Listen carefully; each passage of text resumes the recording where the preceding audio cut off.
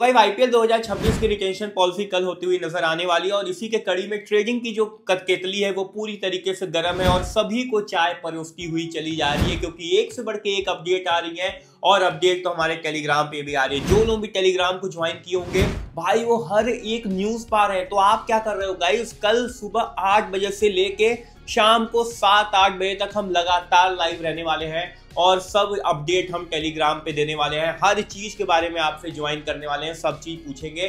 तो फटाक से टेलीग्राम ज्वाइन कर लो क्योंकि कल का दिन सबसे बड़ा होने वाला है और इसको यादगार बनाने का जिम्मेदारी क्रिकेट धमाल ले चुका है। हर एक अपडेट, हर एक न्यूज हम देने की जिम्मेदारी आपको पहुंचाए, तो फटाक से टेलीग्राम ज्वाइन कर लो जाके। तो गाइस सबसे बड़ी जो अपडेट निकल के आती है वो ट्रेड को लेकर आ रही है। आज बहुत ज्यादा अपडेट ट्रेडिंग को लेकर निकल के आई है जो कि मैं आपको बताऊंगा।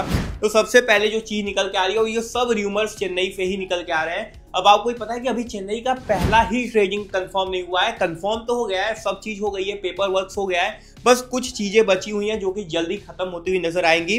लेकिन सबसे पहले जो चीज निकल के है, दीपक चाहर मुंबई इंडियंस से सीएसके में ज्वाइन हो सकते हैं।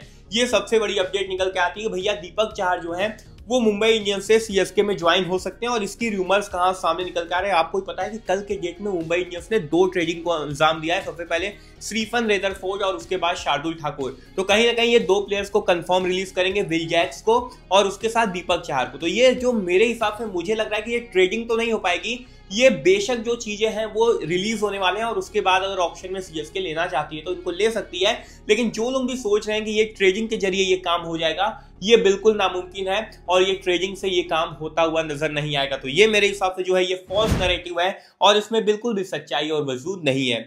दूसरे ट्रेडिंग की बात करें तो लियाम लिविंगस्टन आरसीबी से ट्रेड होके जो जाने वाले हैं सीएसके में जाने वाले हैं। अब इस पे कितनी सच्चाई वो मैं आपको बता दूं, तो ये सबसे बड़ा चीज निकल के आता है फॉल्स नैरेटिव। फॉल्स मैं इसलिए आपको बता रहा हूं क्योंकि सबसे बड़ी अपडेट ये निकल के आ रही है कि अगर ये लेने वाले हैं लियाम को तो भैया आपको 8.5 करोड़ रुपए चाहिए। अब 8.5 करोड़ रुपए आपके पर्स में है आपके 8.5 करोड़ नहीं है ना। तो अगर आपके पास 8.5 करोड़ रुपए ही नहीं है पर्स में तो आप कैसे आईपीएल ऑक्शन से रिटेंशन से पहले आप इनको अपने टीम में शामिल कर सकते हो।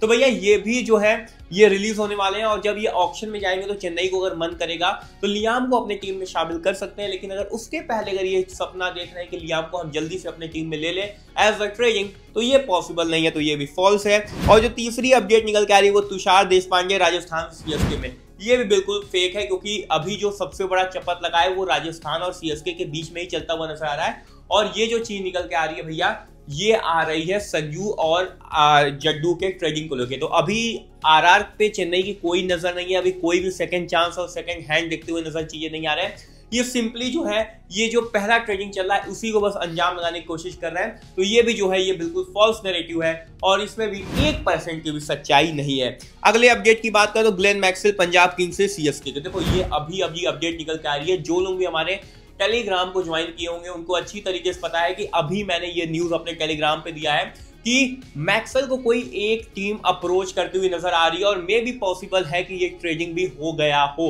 और वो टीम कोई और नहीं बल्कि चेन्नई सुपर किंग्स है। तो भाई मैं लगातार आपको बोल रहा था, स्टार्टिंग से ही बोल रहा था कि इस ट्रेडिंग को अंजाम लगाया जा सकता है और सीएसके स्प्रिंट में काफी आगे भाग रही है ग्लेन मैक्सवेल को अपने टीम में लेने को। तो ये पूरी तरीके से कंफर्म हो चुका है कि वो कोई और टीम नहीं है बल्कि वो जो है वो चेन्नई सुपर किंग्स ही है जो कि ग्लेन मैक्सी को अपने टीम में लेने के बारे में सोच रहे हैं। और कहीं ना कहीं अगर कुछ चीजें कंफर्म होती हैं तो मैं आपको क्लियर कट कर दूंगा।